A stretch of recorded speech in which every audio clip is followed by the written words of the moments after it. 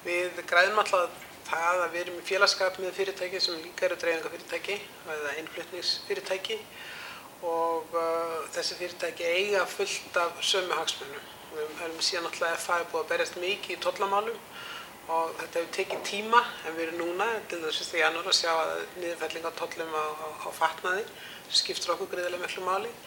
Nú síðan þetta hagsmunabarátta varðandi útboð, kaup ríkisins og slíkir þættir sem oft má gera betur og þar finnst mér félagið hafa staðið sig mjög vel í að styðja okkur þar.